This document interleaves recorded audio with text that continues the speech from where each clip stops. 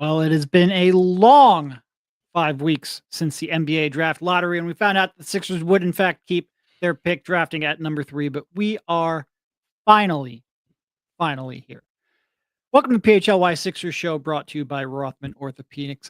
I am joined by Rich Hoffman here as we all get ready to head on over to the Boozy Mutt later tonight. We hope to see you there. How you doing, Rich? Derek, I'm doing well.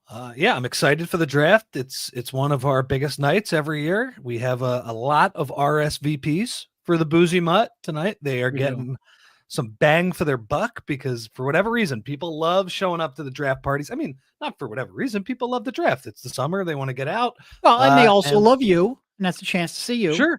Yeah. But they, anyway, we got great attendance last year when we did it, and I think we're going to have a great attendance as well this year. It'll be a little bit different of a show. They're picking a little earlier. I think we have a better feel for who they're going to pick, but it'll be a fun time. It's always great to see everybody.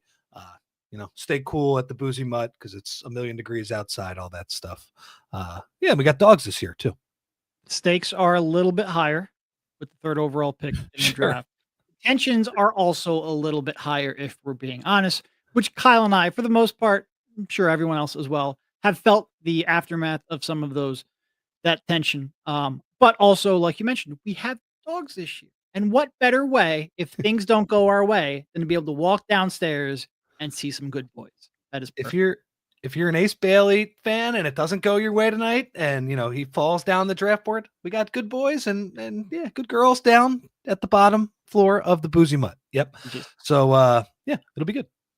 All right. So I guess real quick, because today's actually been a little bit lower on the slop than I think maybe I was expecting. Been a little disappointed with the slop today. Yep. Come on, slop guys, do a little bit better.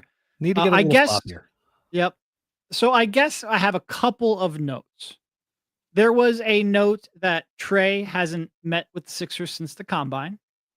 We'll get to that. There is Gavoni saying that Harper is all but assured to hear his name called with the 2nd pick.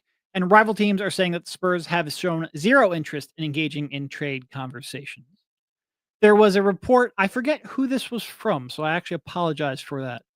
That I think it was from CBS maybe, that ownership was not okay with trading down. Where would you like to start out of that group? I think let's start with the Spurs part first, because trading up would be my ideal scenario. Oh, I'd love it.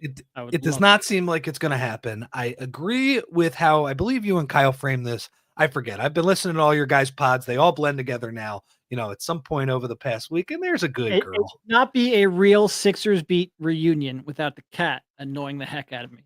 For those that don't know, Rich and I used to do a podcast for a long time, but it was audio only. So the only one who actually knew that my cat was like literally climbing on my shoulders and trying to eat my microphone wire was Rich. He learned to ignore it, but now you all get to see my cat.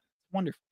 Except the only person who knew it was me, except for when I would bring it up when the cat was really wilding out and we would leave it in the pod. Yeah, that was a great element of the show. I also have a cat as well now too. So they're wonderful, aren't they? They are very unique creatures. Phenomenal. So yeah, the Spurs, I think whatever pod you guys brought it up, I agreed with how you framed it, where, okay, not trading Jared McCain, but I would put that Clippers 1st round pick, which is a very good asset, the 2028 1st round pick. The Spurs wanted that one and say, hey, look, you have a guy that you're going to pick at 2 anyway. Or a guy that maybe you think you can trade a few spots down. Why don't you just trade down to 3? We'll give you that excellent Clippers pick. You could pick your guy. We'll take Dylan Harper, number 2. Now, I would be a little bit scarred from, Dylan Harper not being a great shooter right now, and also just the past Sixers history of that. But that would obviously be the ideal scenario. But as you pointed out, Gavoni has been all over this, where the Spurs, they just do not want to trade down. And I mean, Derek, to be honest with you, the Spurs are a very conservative front office. Like, they don't do trades. Like they really they win the lottery in important years and then they don't trade anybody. That's kind of the way they go about it. So the idea of them making some blockbuster trade at the top of the lottery, it just does not fit their MO. I know, as long as Pop and RC are still there, I don't think that's going to change. Yeah. I'm torn in a bunch of ways, probably because I'm incredibly rooting for them to trade the pick So maybe I'm trying to grasp for things that aren't actually there. You know, I do agree with overall your assessment. And from day one, from the day that the lottery happened, it was like just draft Dylan and figure it out later. And I thought that should be the route that they should take. I thought probably deep down that is a route that they will take, but you hoped upon hope. I will say, like, if you are the Spurs and you would actually consider trade, it's sort of like what we saw with the Sixers and with them signaling that they're taking VJ and they're happy with VJ and they're not really listening to trade down. Regardless of whether that's true or whether that is, you know, you're open to the possibility, you signal right up until the last second, no, I'm staying here and I'm taking our guy. You would play it basically the same way, regardless of what your actual true intentions or true beliefs are. So maybe I'm holding out hope that as we get closer, Daryl will offer his actual best offer, and the Spurs will be like, actually, I'm interested in that, and who knows? But I think I'm probably just wish casting that out into the world. I don't think that's actually very likely. Hey, look, I think we know how this draft is going to go, but I would be, I'm not putting any money on it. Let's put it that way, right? I'm prepared for anything, a trade up, a trade back, all of that stuff. I think the gambling odds, I believe I saw at some publication, some company might have the gambling odds out there, and I believe VJ Edgecombe to the Sixers, which you It was you like can gamble negative on this stuff. 650 earlier today. Yeah, I think that means that they believe VJ Edgecombe is going to be a Sixer in a few hours. Yeah. Yeah, So it was like look, it was like VJ negative 650, and then like all three of Ace, Con, and Trey at like plus 600. And that reads to wow. me like basically if the Sixers stay at 3, they're picking VJ. And the other 3 being almost the exact same odds is, well, there could be a trade down. Like they're Yeah, leaving open a small window of a possibility, but it seems very likely that at least they believe VJ is the most likely outcome. I think it is too.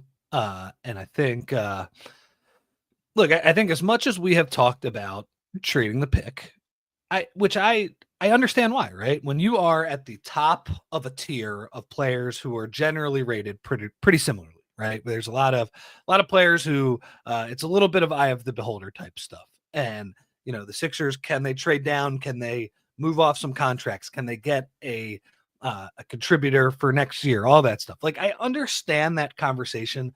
It's just harder in practice to pull that off, right? It's harder to do it's harder to do the Danny Ainge move from the Markelle Fultz draft, where you know exactly what the 2 picks are going to be and that your guy is still going to be there. If the Sixers can do that, if they're the only way you always heard I think I saw Rafael Barlow, who's a good draft guy.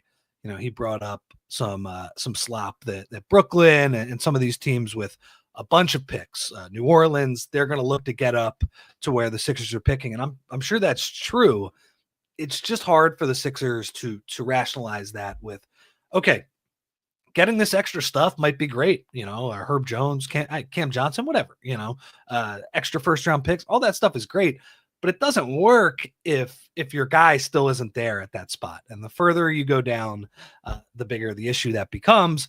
Yeah. So I do think like it's not like have you ever seen the movie Draft Day with Sure. Kevin Costner before? Nope. What a bad movie. I love it. It's one of my favorite bad movies. I mean, just some of the moves that Sonny Weaver makes in that. It was definitely in Kevin Costner's effort portion of his career for sure. Yeah, and I don't think they really read the NFL trade chart before that, because I was like, I don't think you can move up and down like that, get both of those players, all that stuff. But basically, if nobody went to Ace Bailey's birthday party, then you probably don't take him. That's the lesson that you learned from that movie. Anyway, that it doesn't actually work like that. Where I think so. I do understand the idea of maybe you could trade down with Charlotte, right? If they are so completely gung ho about VJ Edgecombe, and maybe the Sixers aren't as gung ho about VJ Edgecombe, maybe they have Tre Johnson at the top of their board, like you and Kyle did at that point. If we're assuming that Flag and Harper go 1 and 2. Maybe you can get something from them, and it might not be a lot, but it might be worthwhile to say, hey, like, we're just going to pick this guy anyway. So, we might get a couple spots anyway. So it gets a little bit tougher for sure. One other thing I wanted to bring up, and this is just random. I feel like a lot of the Paul George trade down slop, I feel like all of that has come from people with New England or Utah ties. And I'm just sitting there wondering like, I wonder who's putting this Paul George slop out there. I think I saw it was Matt Norlander from CBS Sports. I forget who did it. I want to give the proper credit. It was like Daryl Morey is he wants to trade down, but he's going to ask for too much here. And I'm just thinking like, man, I wonder who they sent are that one out setting there. up the Danny Ainge almost traded up narrative well in advance. Good job. I've seen this story for over a decade now. I don't know. I feel like this is all coming from the same spot. Yeah. So like, look, the likeliest outcome, I think when we're at the Boozy Mutt tonight, I think it's a pretty quick resolution where, they take VJ Edgecombe third and that's what it's going to be. But I'm prepared for other stuff as well. Maybe it'll be fun. It'll be a big content night. But yeah, that's kind of where my feeling is right now. And like, are the gambling odds, like would I feel great about the gambling odds when it comes to a draft pick? I kind of feel a little bit conflicted on that. I almost don't want to read too much in. They're not trying to predict what actually happens. No, they're just trying to get equal money on all sides. But yeah, so that's generally where I'm at. Could there be some crazy team? Okay, so let me ask you a question. I know you've probably already answered this, but how much does next year factor in to you when it comes to making this pick? Very little. Yeah. In part because, like, right, if you're using next year, I think there's two trains of thought, right? Because, like, VJ, even if he is good and even if defensively he is ready, there's just a lot of guards. So, like, he's going to have less impact than others would. I think people who talk about next year talk about either Ace Bailey, because you need a forward, which I push back on strongly because most rookies are not positive players. And specifically a rookie who I think his biggest concern is his decision-making. I think people just see the spot-up shooting numbers and the shot blocking numbers and think he's ready to be a 3-and-D player. And I very strongly push back against that. I think he's got a lot of in-game recognition and awareness before he gets to that point. And that's even assuming that the shot translates right away. And I think the shot's going to translate long-term. Like, I'm a big believer in Ace Bailey's shot, but there is very frequently an adjustment period. So no, I don't think Ace Bailey is ready to contribute. Even though you need a forward, I don't think you draft him based on next year. You draft him based on whether you believe in him for the next 9 years. The other guy that it would be like a win now type player would be Kon Knueppel. And I do actually think he can contribute pretty early in his career, but I have concerns over the long-term upside of him, even though Kon I like a lot. And I debated putting Kon even as high as 4. So I'm certainly not a negative Kon guy. But I think he is the one, if you're actually looking for someone who can help you win next year, he's probably the more likely one than not. But even with him, you have a lot of concern over, well, can he actually play next to Maxey and or McCain? That would be a lot of defensive shortcoming to try to overcome.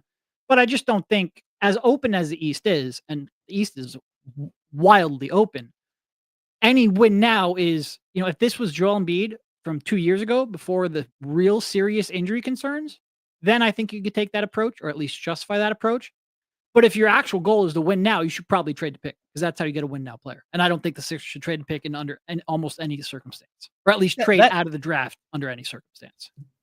That's what more I was getting at. Not even trading out of the draft, but trading for someone like Herb Jones and then moving down pretty considerably in the lottery, to the 7 spot where, again, like you could still get a pretty good player, but you're not going to get your pick of the best player from this tier. You're probably going to get the last player from this tier in that spot. And I think you're right about that, where the way I would put it is that, like, look, like, next year matters a lot to me in general. Like, I want Joel to be healthy. I want PG to play better basketball next year. I want the Sixers to be, back in playoff position. And man, if they get anything from either of those guys, they should be in playoff position because the East is just falling apart around us. Like, man, that was my first thought the other night. I was so excited to watch Game 7 of the finals. The series had been great. The playoffs had been great. Halliburton gets hurt, and for about 10 minutes, I'm like, wow, that like sucks so bad for Pacers fans. That sucks so bad for NBA fans. And then probably about 10 minutes after that, it popped in my head. I was like, oh my God, the East is going to be so freaking bad next year. And so obviously you do think about that when you have guys like Tatum out, you have guys like Halliburton out, Dame is out. It's just not going to be a very strong conference. You have Cleveland, you have New York, Orlando probably is going to be pretty good after the Bane trade. I think they, they're going to have to figure out their depth, and they're going to have to be able to shoot the ball a little bit better. But I imagine they'll be a pretty good team next year as well. But there's just not a lot to be super afraid of in the Yeah. Eastern Conference. And so the way I would put it when it comes to like framing my thought process on this draft is, hey, look, would it be nice to get Herb Jones for next year? Yeah. I mean, he would fit very well with this team. They need athleticism. Now, could they use a little bit more of like a knockdown shooter? Sure. Yeah. But like, would he absolutely help this team? Yeah. But my thing is, if Joel is healthy and PG are playing well, you're going to be good regardless of who you pick. Like you're going to vault yourself back up to the East regardless, and then you can reevaluate at the trade deadline and try and figure it out. But I think you're right to say like that duo did not give you enough confidence last year to move on their timeline. And this pick is the Sixers' one big chance to improve their overall talent pool, not just for now, but for, the next 5-10 years, hopefully. So that is why I just would not really consider all of that much. And it's why trading back is tough, right? If there is a player that you are completely gung-ho on, that you are sure is, if it's a Cedric Howard or a Carter Bryant or somebody, if it's somebody wild like that, then yeah, I mean, maybe knock yourself out and trade down. You might as well pick up some stuff while you're at it. But if you actually like VJ Edgecombe as the third best player, like probably should just take him. And I think that's what they're going to do. Yeah. No, if Embiid and healthy were reasonable propositions to carry you this upcoming year, I would absolutely be like a Herb Jones in 7. I would be pushing that. But I think that would be irresponsible. We'll get into a few more of my concerns with a trade back. But before that, a couple of words from our sponsors. All right. And first up, we have to tell you about Rothman Orthopedics. I'm not Devon. Haven't had quite as many lower body injuries as he has, but I have been in and out of the lineup because of some injuries. So let's talk about getting you back to what you love, especially this summer. Whether you're biking by the Schuylkill, something that I enjoy doing, chasing your kids through the sprinkler, or finally tackling that hiking trail, it's tough when your body doesn't cooperate. That's where Rothman Orthopedics comes in. From aches after a pickup game, which, trust me, I feel, it really is amazing as you get older. The biggest thing is the next day is, oof, painful. To old injuries flaring up on summer adventures, Rothman's team of experts is here to help. With evidence-based care and a commitment to restoring your mobility, they'll get you back there stronger than ever. Don't let pain put your summer on pause. Visit rothmanortho.com/PHLY to book your appointment today and get back to doing what you love, pain-free. Rothman Orthopedics, getting you back to your summer game is their mission.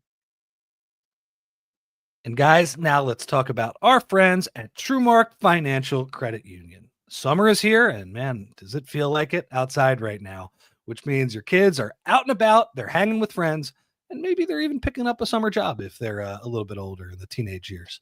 And it's the perfect time to set them up with something that teaches real-world money skills and gives them a little bit of freedom. That is the Greenlight debit card and money app from TrueMark. If you are a TrueMark financial member, you can get a free Greenlight account for your kids or teens. It is a simple way for them to manage their own money, whether it's from that summer job, maybe it's the allowance that you give them from doing chores around the house, or maybe birthday cash if they're a summer birthday. Your kids will get their own debit card.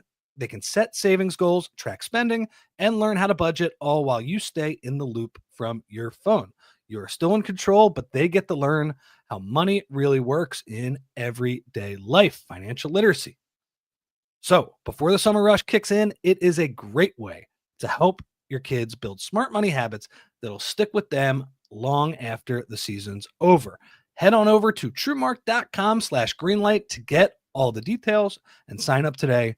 Don't miss the chance to set up your kids for financial success. All right, welcome back to the PHLY Sixers show, brought to you by Rothman Orthopedics. Yeah, I think the biggest problem with trading back, especially if it's not just trading back one spot, right? It's one thing to trade back to Charlotte. At least then you know and you can work out who they're going to take. But if you trade back 2-6, 2-7, 2-8, it's almost a guarantee, especially if the person trading up is going for Ace Bailey. It then becomes a virtual guarantee that VJ is going for.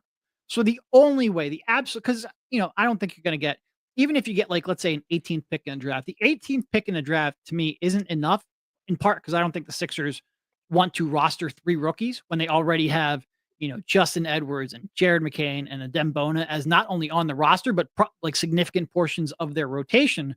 I don't think they then want to roster 3 more rookies.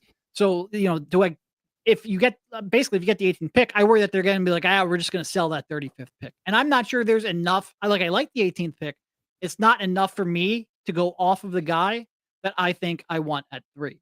So if you're at the point where, the only way to me, if you are going to trade back to like 7 or 8 is if you go, all right, well, I'm convinced Trey's going to be there. And Trey is actually my guy. Not just he's close to VJ, but he is actually my guy. You have to convinced I can get him. It's the only way. That's the key. You have to convince us. Now, again, like they can just say whatever they want, but you have Daryl Morey, if you're watching this, and I'm sure you're not, if you're taking notes and not at your musical right now, you better convince us in that post-draft presser. If you do that, this is the person we were going to take at 3 anyway. And look, if it's Tre Johnson, there's 100% he would say, but you have to actually convince us, not just say it. And look, if it's Tre Johnson, that would be believable, right? Like he is a player who, you guys had him as 3rd on your board. So we'll see. We will see what happens with that. I mean, part of the reason I'm not for trading back, Derek, is like Daryl Morey. The best thing you have done as the lead basketball decision maker for the Sixers is draft. So why are you like, if you were to trade back and say, look, we'll just take whoever we can get from this collection of players, it's like, no, man, you're the best at the best thing you have done so far is evaluate college prospects and pick the best one from that spot. And by the way, like, I think that's why it's likely that they're not going to trade back, right? It's just in real life, they're going to have to be bowled over by an offer. And they're also going to have to be confident that the person, maybe they have a 2-person tier. Maybe it's like, look, Tre and VJ, we had them in the same tier. Now that said, 1A and 1B has hurt the Sixers in the past for those recent Sixers historians.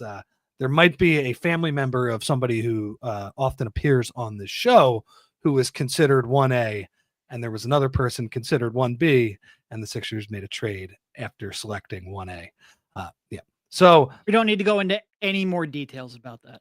No, I think we are all scarred enough. I think people. By the way, we also don't want to mention the person who was drafted 1 spot after that as well. May have just won a championship and an MVP. That was a good draft, huh? It was a good draft. It was actually a real good draft. Yeah. So yeah, that is how I'm feeling. So I guess, you asked me to reveal my my big board. And so, yeah. I mean, you did. So the way I would look at it, I mean, it's pretty obvious, right? Cooper Flag, Dylan Harper, 1, 2, who cares, right? Everybody has that. Number 3, I would actually take VJ Edgecombe 3rd. I am so I think we have an even split where I am with Devon. I watched yesterday's show. Look, so like you have said for a long time, I don't love the options in this spot. Like I don't like the lack of size from a lot of these positions. I feel like I like a lot of them, but I don't love any of them.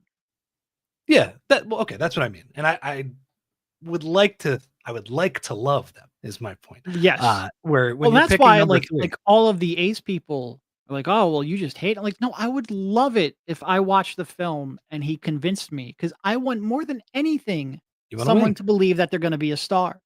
I want someone to breathe life into this franchise for the next decade. I'm just concerned. It's and it's tough too, because you have a lot of players who are 2-guard sized who you just don't think are going to be a primary initiator on a great team. That's the most valuable type of player archetype. So that's an issue.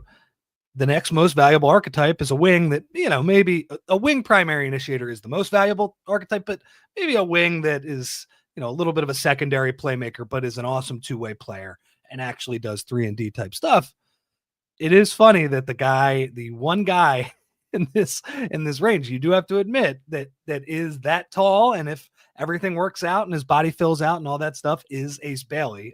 He is tall. And I remember reading the Kevin Pelton scouting report on him, and it lists his positives in his statistical profile. And the end of it was he has a high usage rate. So he's tall and he attempts to initiate. He does do those 2 things. And so you're just, So to bring it back to my big Statistical word. profile, high usage rate. That's it on the Well, positives. That was it. That's it. well, like, look, that's a thing that draft guys, everybody thinks that Ace is not the analytical people, like they don't love Ace, and that's true, but some of them will tell you just the ability to get up shots as a college freshman is like a decent indicator of offensive skill level. Like it's not always that easy. That's why Tre Johnson is crazy to me, man. The fact that he got up 7 threes per game and they were difficult shots, like getting up that many threes is extremely impressive to me. And he made 40% of them as well. Like that is a legit skill for a team that I feel like it's gone a little bit underrated because the Sixers had just so many things just not go well last year. They were the 27th ranked 3-point shooting team last year. So if you want to plug that hole up, and if you want to just improve that one thing, like Tre Johnson, that's your dude. That's the guy that you're picking there. So I would have him and VJ in kind of a tier. I would take VJ.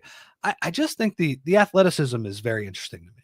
And like, I think he has, in a weird way, I think he has the highest ceiling, because if he figures out some of the playmaking stuff, like he's an incredible athlete. I think he's going to be a very good defensive player.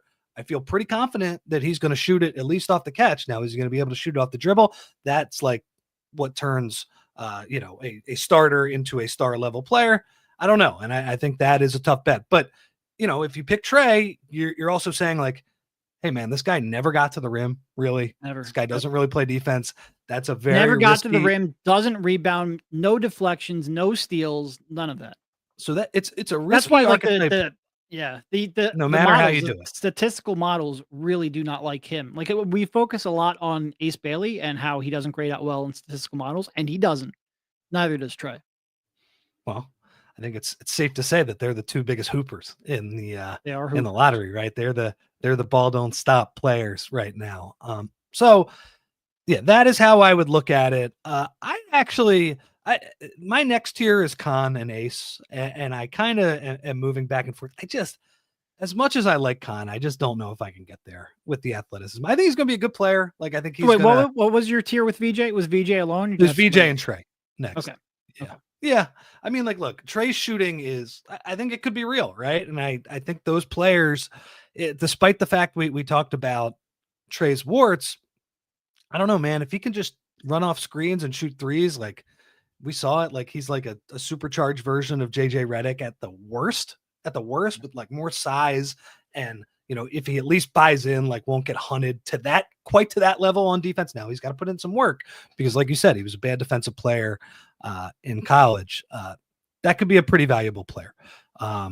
So yeah. So I would have Kon and Ace in that next tier. That's where I'd have him. I know some people feel strongly about Kon. I just don't see the upside with him as much. Like I think he'll be a very solid shooting guard for a long time. Like I think he's a starting level player.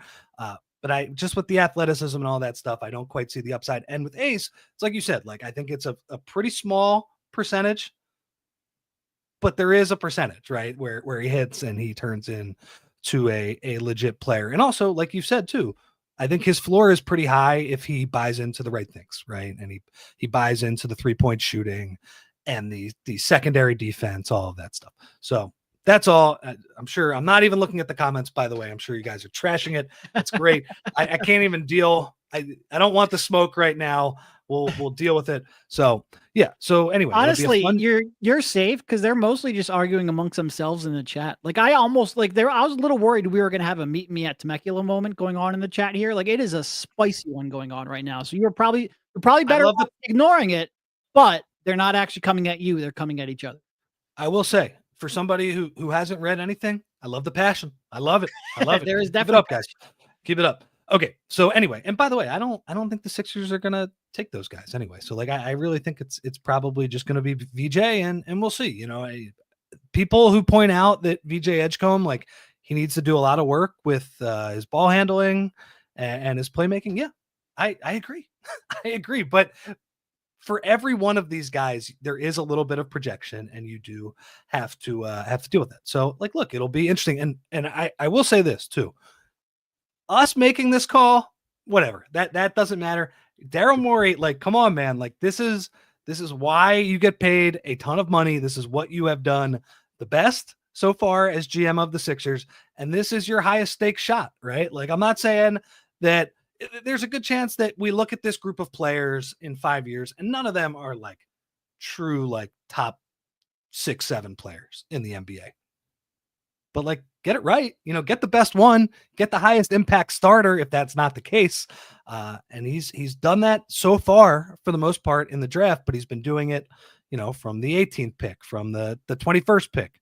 Let's see if you can do it from that number 3 slot. So yeah, that's basically where I'm at. Let me ask you a question. What did you think of those Celtics moves yesterday?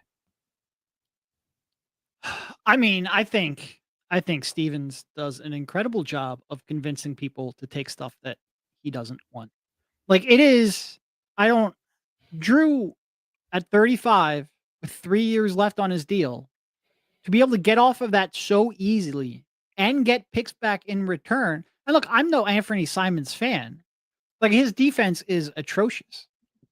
Honestly, his defense reminds me a lot of Tre a little bit, which, yeah.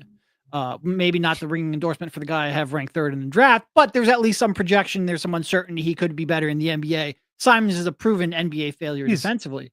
Tre's a little bigger than him too. He's definitely bigger. And that's one of the things, like, Tre will get a lot of comps to like Malik Monk or something like that. Malik Monk's like 6'3" with a 6'3.5" wingspan. No, Tre's 6'5", 6'6" with a 6'10" wingspan. If he buys in, if he doesn't have the workload, there's at least hope he can become a better, or at least a neutral defender than both of those guys. But I don't think Boston's looking at this as, we're trying to get a long-term contributor. I think we want to get off of this contract. We want to lower because when you combine their salary and their repeater tax, they were staring at like a $500 million bill for this upcoming season, in a season where Porzingis was an injury risk, Drew was, fading pretty quickly, and Tatum was out. Their ability to get off of those contracts and not really have to pay for it is honestly really impressive. And I do feel guilty because, like, there's always been this chance the Celtics teardown was coming. Like, they were just very expensive. With the 2, $60 million Jays and Derek White and 5, really highly paid veterans, there was a shelf life on this. And I expect to be able to enjoy this teardown. Now, it's a little tougher to enjoy because they won that championship. I was hoping they would get out of here with nothing to show for it. But it's a little harder to enjoy it when it's in part instigated by a devastating injury. Yeah, I'm still enjoying it. But so the one thing I will say, because this teardown was going to come if they didn't win the championship, regardless if Tatum was healthy or not. Now maybe it would look a little bit different, but like you said, they were way over the second apron. I believe I read that they shed $180 million when you include all the tax stuff with these 2 deals. Like, part of the rules is that if a team does not have cap space, you have to take back pretty much the same amount of salary. So when I saw like Porzingis for Niang, I was like, oh yeah, George makes way less than Kristaps makes. And then you look at it, it basically shed, $20 million off of their bill, which was, close to $100 million when you looked at it. I gotta say, I hate this new CBA, man. I hate it so much. And it's so unbelievably restrictive when it comes to team building. And it might actually lead to more parity in the NBA. Like, it might just be a team can't be that expensive. Now we'll see. Oklahoma City, that'll be the litmus test for it, because they have their 3 guys. They're just armed with draft picks and young contributors that are signed to contracts, but we'll see. I mean, they're going to get a lot more expensive. You're going to have to pay J-Dub and Chet a lot of money in a couple years here.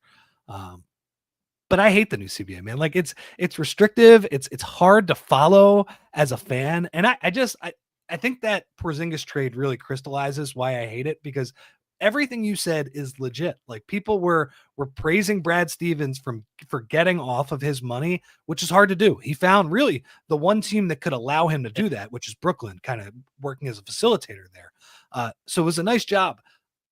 But if we're in a spot when the Boston Celtics trade Kristaps Porzingis for George Niang, basically straight up. I think they sent out second, they got a second back, and people are rightfully praising it.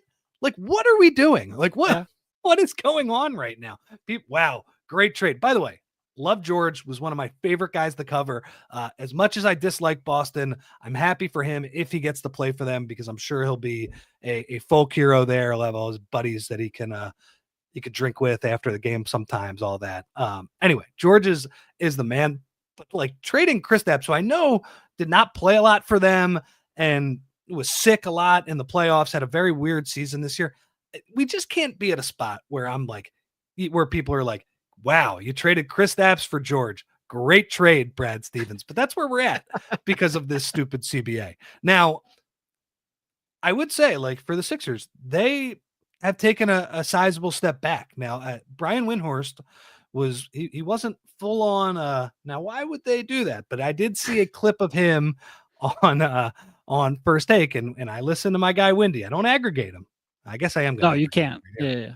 But it's not really aggregation. So nobody watches our show anyway. You're good. That's fine. That's what we always said too. Sixers beat. We're really hitting all the old dozens of people. We're hitting the old notes.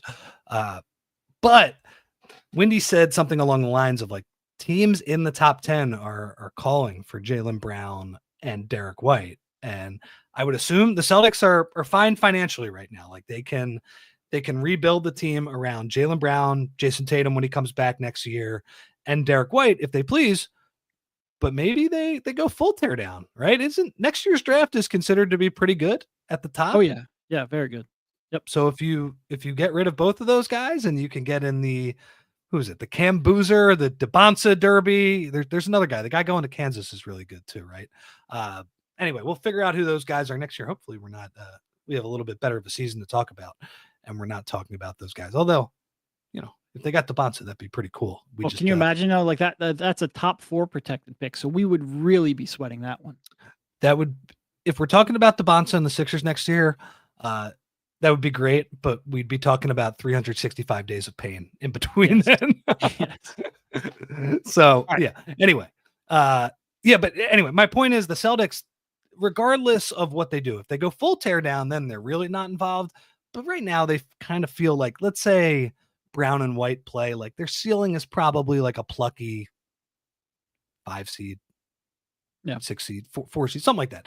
And they'll be well coached and all of that stuff. But they have been a team that for such a long time just had the cheat code, right? Of 5-out spacing and switchable defense, nowhere to hunt in their best lineup. They're not going to be that way this year. So, nope. Yeah. All right. Let's take one more quick break. Got a couple thoughts on everything that you said, and then we'll get to some super chats. But one more quick break to talk about our friends.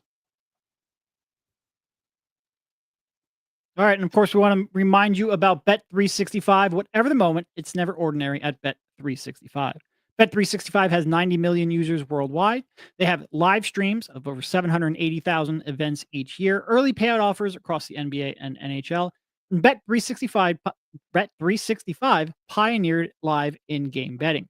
Today, Bet365 offers the widest range of games and markets available for live in-game betting across 78 sports. And breaking news from Bet365, new customers now get $150 in bonus bets when you bet $5, win or lose. Sign up, use a code PHLY365, deposit $10 and place a bet for $5 to get that $150 in bonus bets if your bet either wins or loses. Bonus bets can be used on a spread, totals, player props, futures, and more. Whatever the moment, it's never ordinary at Bet365. Must be 21 plus and physically located in PA. If you or somebody you know has a gambling problem and wants help, call 1-800-GAMBLER. And now let's talk about Empire Today. And guys, just like your favorite team, they need a home court advantage. Your home needs a home floor advantage, and Empire Today can help you get it. Empire Today, guys, they have flooring experts, dedicated flooring professionals who focus on flooring every single day. Guys, we've all been to those big box stores. You wander endless aisles, then somehow you're hauling all of those materials home, you're looking for an installer, and you're basically coordinating everything yourself. And those box stores, they might have a flooring department, but the person helping you with flooring, they might have been doing sinks yesterday and they could be stocking light bulbs tomorrow. It's easy to be overwhelmed in that spot. So why is Empire Today your best bet for a new floor? Empire Today lives and breathes flooring, and they will be with you every step of the way. Their flooring experts bring the showroom right to your home. You can pick the right flooring and the right colors for your space and see how it looks with your furniture in your house. The convenience really is unmatched, guys. You can get precise measurements and have all of your questions answered there, so there are no surprises. And with Empire Today, you get clear, upfront, and all-inclusive pricing. Plus, you can schedule installation as soon as the next day. Schedule a free in-home estimate today because some things are just better at home. PHLY listeners can receive a $350 discount when using code PHLY. Yes, you heard that right. A $350 discount with code PHLY. Restrictions apply. Visit Empire Today/PHLY for full details. All right, welcome back to the PHLY Sixers Draft Day show, brought to you by brought to you by Rothman Orthopedics. I got confused because I just did the Bet365 read. Yeah, it is weird because what was that? Did you see the Mark Stein report real quick? Did it happen like as we were doing a show? It's I just pulled up Twitter while you were reading your ad, so I just wanted to put this out there. This is from our friend Mark Stein, who works with us, and our friend Jake Fisher, who works with him. Used to work with us. Used to work with us, so yeah. And it says, I believe Philly will ultimately stand pat at number 3, barring significant improvement in the offers from teams below them that have been pitched to date. I also believe that the Sixers have strongly weighed selecting Ace Bailey, even though Bailey's representation has clearly attempted to steer the Rutgers star away from the Sixers all-star filled lineup. So there's some slop that adds some intrigue. There you go. I do certainly think that they will continue to weigh Ace Bailey. I don't think, you don't think him not working out is any kind of a disqualification, right? It's funny. It's kind of a disqualification for me. It shouldn't. No, but I mean from Daryl. No, he's the last person who cares about that. Yeah. Pumper. I heard Pumper scream from wherever he is based out of. I heard him scream from here. He's very excited. I mean, and look, I will. If they draft Ace, woo, the content.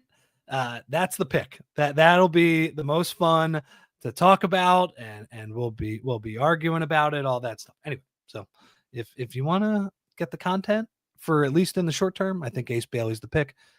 I think in long term, the content is the best player possible. So maybe just get the pick right, whether it's Ace or somebody else. No truth to the rumors that Brian Pumper is the one who reached out to Mark directly. He is not the source, Brian Knight. I give Mark enough credit where I think he would weed that one out. We'll see. We will see. I will say I fully expect that they will continue to weigh him as an option. Question is whether or not they would actually select him. And who knows? I certainly would be a little bit surprised. But even in the midst of him refusing to work out, and it's not just that he refused to work out, it's that he had it scheduled, lined up, and then canceled it. Even in the midst of that, I have never taken him off the board as a possibility. I just don't think, quite frankly, Daryl cares about this. Like I said in one of the previous shows, I think you could spit in Daryl's face, and if he thinks you have star upside, he will draft you. I think that's pretty much all that he cares about. It's my concern, my skepticism, not only of Ace as a prospect, but that Daryl will draft him, comes down way more to my evaluation of Ace and what he struggles with on the court. So what were you going to say about all that Celtic stuff? Oh, it just does seem like for years and years, if not decades, we talked a lot about if you want to get, true parity, you have to make it so that some of these so you can't pile 3-4 stars on the same team. Or to do that, you have to have a hard cap. And it just seems like we have gotten to the point where we actually are close to having not a true hard cap, but one that teams are treating as an almost hard cap. And now it's like, oh, wow, this actually has a lot of real limitations to it. This is kind of painful. And I do think that there's going to be a transitionary period where we are living with mistakes made because we're still in the mindset of the previous CBA. But I am a little curious if maybe some of these pain points we're seeing now and some of these frustrations that we have now, if in 5 years after we've kind of recalibrated and teams are a little better at managing it, if maybe we might see virtue. Because I do think OKC, I think, should be a dynasty for a decade. Because even if they have their 3 main guys, J-Dub and Chet are about to get a little bit more expensive. but they have so many draft picks that a lot of these role players, they can then just, all right, you're up for your next, you're off your rookie scale, you're up for your next deal. Fine, we'll let you walk because we've got a guy we drafted 2 years ago who can take your spot. But I think theoretically, like, you should I think parity would be okay. And I think if we want to get rid of tanking, we do have to make it so that you can't stack 3 or 4 stars on a team realistically. Like, I think it sucks, but I'm not 100% sure it's bad for the league. I think there just might be a pain period in between. We'll see, though. We'll see. That's probably right. And like, look, I enjoyed the playoffs, and these playoffs were wild in terms of parity. So I enjoyed that I think part. the bigger problem with the league is the injuries, which you brought up on Twitter the other day. Like, Yeah. the way you solve a lot of this stuff is by having fewer games. And I, of course, because I'm a snarky guy, I responded with a snarky GIF. But I don't think you're wrong. Like, I think the way you solve so many of these pain points is you have fewer regular season games, you have more rest, you make each game a point in viewing so that players aren't resting. You increase the value of each game for playoff seeding so that teams actually care, and you keep players better rested. But Television never ratings gonna will be happen. better. People will care Yeah. more. You can probably make up some of the. Again, I know the money, like you said, with the snarky gift, but like you can charge a little bit more for the tickets because they're going to be events, right? Like if you More only of the play games the are on national TV, so you're getting higher per game TV rights. All yeah, that. if you only play the Knicks one time per year at home, like I think that'll be a big deal. And I don't know. I think that would be the right way to go about it. But every party, and I think it's fair to you can't put it just on Adam Silver.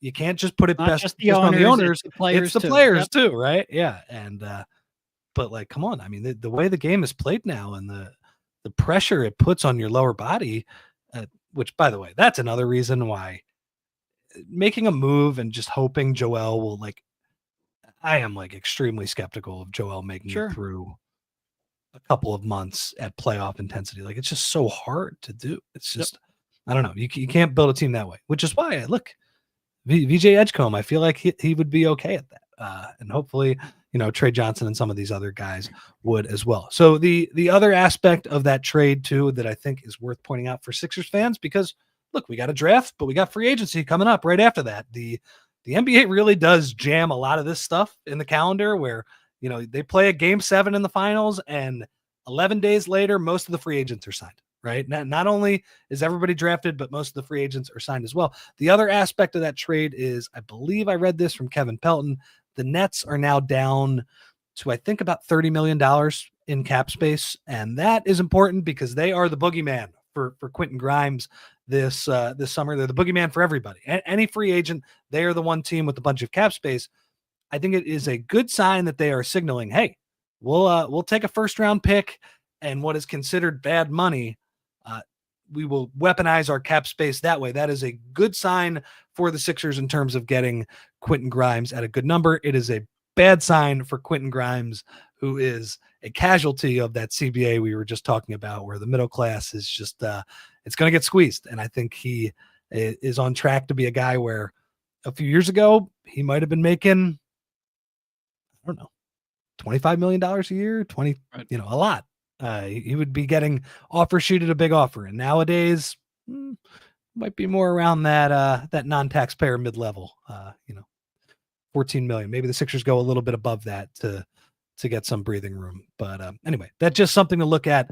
Anytime the Nets make a trade where they absorb a salary, that's probably good news in terms of the Sixers being able to sign Quentin Grimes, which they have expressed a lot of optimism that they're going to be able to do that too. So it is. And they still have enough where they can offer more than the non-taxpayer mid-level. So you're not out of the woods yet, but it's a good sign that they are willing to do that. Do want to remind everyone that we have a live show from the Boozy Mutt coming up tonight from 7 to 11 p.m. We have a lot of people signed up. We hope to see you all there. 2639 Poplar Street. Once again, Boozy Mutt, 7 to 11 p.m.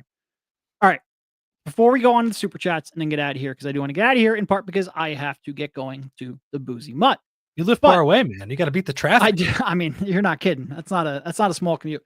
But you mentioned your big board. If Daryl Morey stays at 3, no trade down, no trade up, and doesn't draft VJ Edgecombe, what do you think his big board is? Like, what's the one person you think has a chance of upsetting VJ? I think it's Tre Johnson would be my guess. It's a good point though, because he does not fare as you do want to weigh in the back of your head. The analytical models, they like the more well-rounded players like VJ, and they could be wrong too. By the way, the people who are yelling at me, nerds, analytics, all stuff, it could be wrong. I'm just trying to get inside Daryl Morey's head and trying to figure out what type of player he would like. So you said it, like Tre Johnson doesn't rebound, doesn't do a lot of stuff besides shoot. That would be my guess. I think you might say it's Kon. Is that I would is that probably lean Kon, but I don't think any of them are all that likely. I think if they stay at 3, I think it's very likely to be VJ. I mean, it's probably Tre. You know what? I'm not even sure it would be Kon. Like, I think there could be some element of Daryl Morey where he's like, it might be a 6-7% chance, whatever it is, but I'm just going to take the swing on Ace. I don't think that's going to happen, but if I'm saying that the Tre is the next best option, he doesn't fare well in those analytical models either. I think it's going to be VJ. That's my guess, but hey, look, I'm prepared for anything tonight. All right, let's get to some of these super chatters and then get on out of here so we can get to the live show tonight. Starting off with That's Crazy. And he's basically just saying, with pick number 3, the Sixers select Tre Johnson. Why? Just trying to manifest it. Look, we all released our big boards. Kyle and I both had Tre at 3, even with the concerns we just laid out. Devon had him at 4. Did you have him 4? Yep. And Rich has him 4. So you were talking to a bunch of Tre Johnson people on this show. Not going to disagree with you there. Appreciate you, Mr. Crazy. Going to go with Riaz. Bring up Riaz's because we'll save for the Brian Pumper segment of the show for the end. How disappointed are you if Ace is the pick? Is it going to be straight criticism or cautious optimism going forward? I'll speak for me. Like, regardless of who they pick, I'm not going to be overjoyed tonight, right? Like, I'm scared of all of these guys failing. So, like, the idea of like, woo, they selected VJ. Like, look, we're fans as well. We're people who want to live in the moment. So there will be an element of that. But there is the part in the back of my head where it's like, all right, now it's time to show that you're like actually worthy of the pick. Ace would not be my pick in that spot. I know it wouldn't be Derek's pick as well, but like we've talked about Ace's strengths as well. And we'll get through. I mean, I'm sure Derek won't like it because I'm sure the comments will just be all over him. But like, look, I think Ace Bailey, clearly has upside if he can figure out some of those things, if he can get a little bit stronger, if he can figure out a way to, again, there's some tough things. He doesn't create easy shots, and I really don't like that part about him. And he doesn't pass either as well. Don't love those elements of his game. But like, look, we'll treat Ace as any normal Sixers number 3 pick. We'll watch him in summer league. We'll watch him with the team next year. So if Ace is the pick, then Ace is the pick, and it'll be fun at least to talk about for the next few months. Yeah, I mean, look, I will be disappointed because I don't have him as my 3rd ranked prospect. I will be hopeful that I'm wrong and hopeful that he proves us wrong. And I will give Daryl a little bit of a benefit of the doubt just because he has been so consistent with his draft hits over the time. All right, let's get to the pump it up segment of the show, which I truly wonder if Brian is going to continue to be a part of the show even after the draft.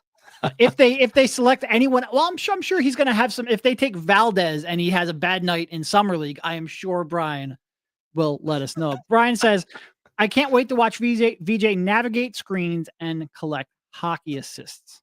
Get us a good 833 stat line for years to come. You got to admit, that's pretty funny. So you're telling me you don't care about anything other than buckets. That's basically what you're telling me.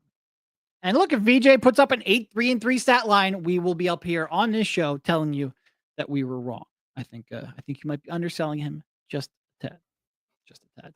All right, final Brian Pumper. Hey fellas, maybe y'all can answer a question. What is VJ's go-to? This is Brian's favorite thing, go-to move. I wish to seek your very thoughtful answers. Rich, I'll let you have this one since I've been asked this question by Brian Pumper about 75 times over the last month.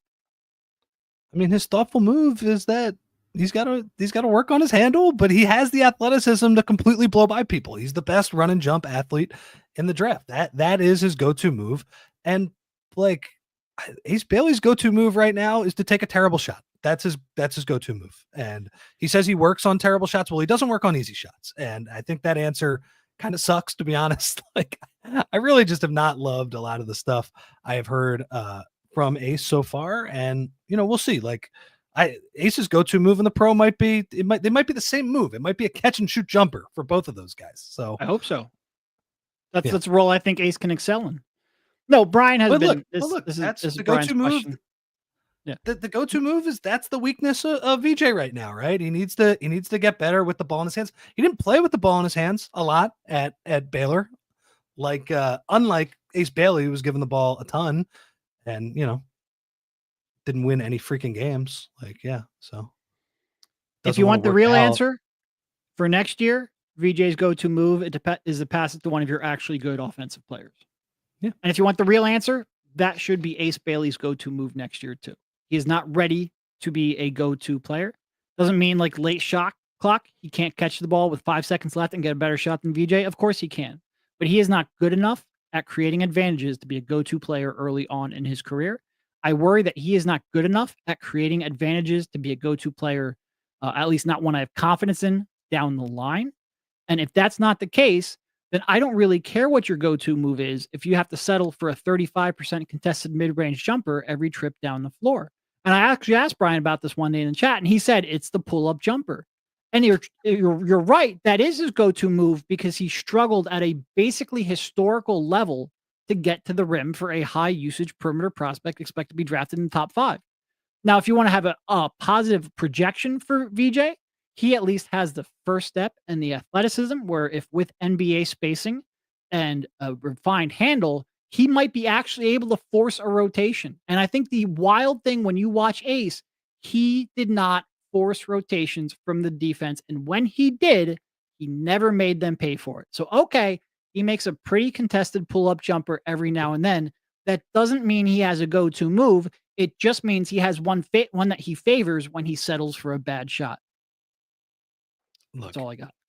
I think you're spot on. And we talked about him not working out for the Sixers too. Like, it's kind of a loser move. Like, wouldn't you want the guy who's like, look, I'm going to compete. Like, I want to be drafted as high as possible. Like, oh man, I don't like the situation, man. Jason Tatum, Jimmy Butler, Kawhi Leonard, they all got drafted on teams with guys who had the ball in their hands at the beginning. And what happens is if you're good enough, you move up the food chain real quick. And you're also on a good team, which is awesome. So look, if he wants to play for the Rutgers Washington Wizards, go ahead. That's great. But like, again, like I ideally that's not the type of guy I want to draft. And frankly, like when we talk about Sixers history, when there are a lot of people who have talked over the years about the Sixers have just been a loser culture, right? There's too many losing players. There's not enough dogs on this team. If you have been one of those people, I'm sorry. I don't know how you can support drafting Ace Bailey with all of the available information that we have. That's not to say Ace Bailey might not be good because again, he has some skills and he did put up a lot of points, but every like indication so far is that he is not very different from a lot of the issues that they've had. That's all I'm going to say. Yeah. Like I've said time and time again, him refusing to work out is not necessarily to me a huge deal. There have been a lot of people who have done that. The reason bigger for deal him for me refusing to work out because he wants to be a focal point from day one. That to me is what I'm terrified of because I do not think that is his best role in the NBA. All right. I think we have, let's see, what is our time at here? Yeah, I think we're pretty much ready to wrap it up. You know, I do think we are like, this is obviously an absolutely huge night. I'm very much looking forward to seeing all of you wonderful people at the Boozy Mutt. Brian, if you are there, you can tell us we're wrong in person when they draft Ace at 3. If you want to come by? If not, we can bet a drink on it. We'll see what happens. But you are all invited, even those of you who don't love my draft opinions, and there are 1 or 2 of you. But yeah, I'm excited for tonight, and I'm hoping to be surprised, quite frankly, because I would love to see. Mostly because I would love to see a Dylan Harper surprise, but anything's up in the air, it feels like. Look, it's going to be a fun night. We're going to have a lot to talk about regardless. Some people are going to be happy clearly from the comments. Some people are going to be despondent from the comments, depending which way it's going to go. So it'll be a fun night. Hope to see a bunch of people out at the Boozy Mutt. And if you can't come, why don't you, when you're watching the draft, why don't you put the live stream on? Maybe as some second screen viewing while we're talking about whoever the Sixers pick or whatever trades they make, and yeah, whatever. All right, let's get to a quick roll call and let's get out of here. Got to start off with our super chats. We had That's Crazy, Brian Pumper with a couple there, and Riaz. Also want to shout out Matthew Nesbitt, Old Dirty Yams, Jamal Child, Martian Lynch, Duck Holiday, Preacher, who was getting into it with Brian. A very, very spirited chat earlier today. Winona and Val, Rick Morse, Joe Rockhead, Daniel, You Better Love Somebody, Marcus Blackstock, Mary Overfield, always appreciate Mary stopping Love by. Mary. Big Ant NYC, JS, Sea Cactus, Spherical Penguin, Sean Ford. I love that name, by the way, Spherical Penguin. There's a lot of new names. Like There's you're a lot of people mentioning in the chat today. One out of every 5, they're like a regular. Please come back for the shows when they play actual basketball, guys. I enjoy the actual basketball portion too. Yeah. INS Maple Mellow 3 Point Vidor Jerome Evans, Densley Richard, another one of our Ace Bailey contingent, Brian Knight, Igavini, Sam from England, who was making fun of me earlier. Even with that said, I appreciate you, Sam, checking in from over the pond. Greeny Green, Adam Traore. I wonder if there's any relation to Nolan. Good prospect. I like Traore, but I don't know how you are, Adam, but I like Traore as a prospect. Jesse Bond, Darkness. Not gonna do it in Kyle's way because I can't even hope. Zachary Weisner, Keith B, Ethan, Jacob McDaniel, Ed Wright, Vincent Salamentino, another Ace guy, Vivek Patel, Chris B, Eugene Ross. Let's see if there's any Mom's grandchildren. Got to shout out Mom there as well. Philly 0024. I think that's all that I'm saying. I'm trying to scroll up here. I think I got Randy Rubar, Jim G, Irish Axman, Evan B, all of you. So many I can't even get to. And everyone else who was in the chat or at least watching the stream and didn't comment, we thank you all as well.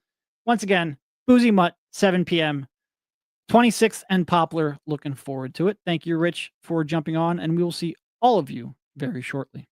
See you guys. We all silly like the mayor.